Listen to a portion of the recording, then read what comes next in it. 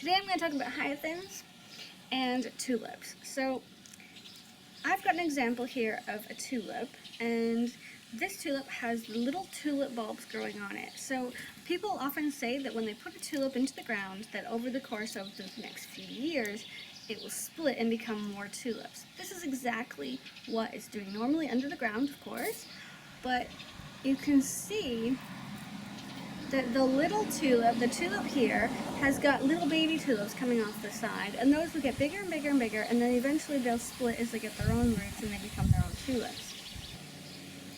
Okay, so what I like to do, it is July, it's the middle of July, and what I like to do is in the spring, after the tulips have come up and the hyacinths have come up, and as I'm digging in the garden, putting in my next set of crop, if these pop out of the garden or if the rabbits run off with them or whatever, I'll collect them and I'll just put them in a big basket.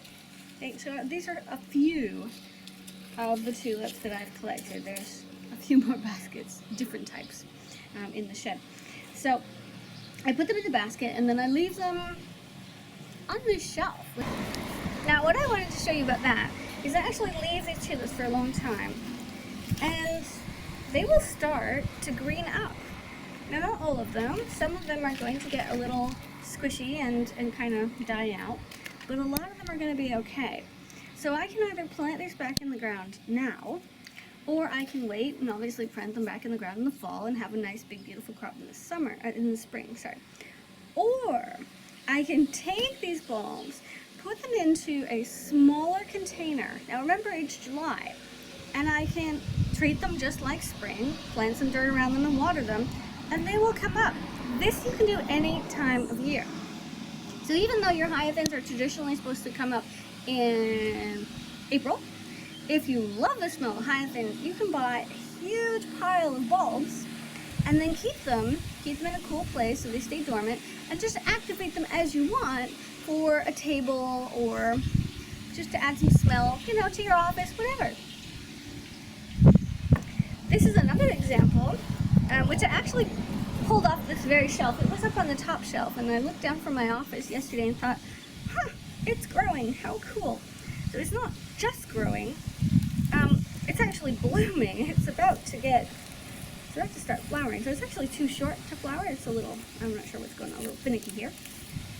But yeah, what I did was I grew these last year in this container, and then I just left them.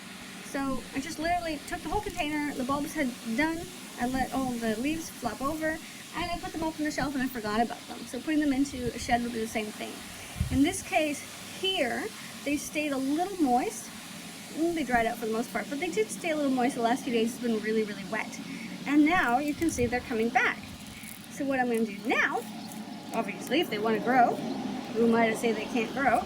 I'm going to break off all these little bits, which would be last year's dead pieces, like so. Okay.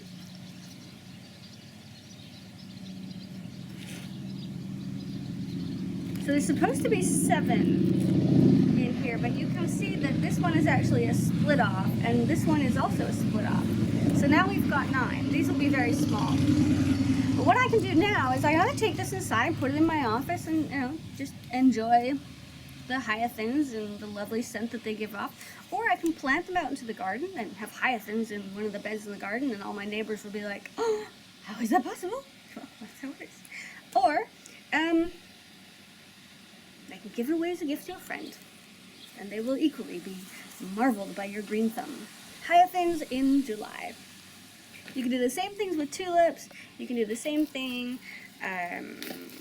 with crocuses. Any bulb that you can get. Obviously, you can do the same thing with onions and with, what are they called? With garlic. So, that was my little tip today on how to grow spring bulbs all year long and not have to get stuck into the spring bulbs are for spring. I'm Scarlett, and this is How to Grow a Garden. Thanks for watching. Give me a thumbs up if you liked the video, and be sure to subscribe. I've got so much cool stuff to tell you. Toodaloo.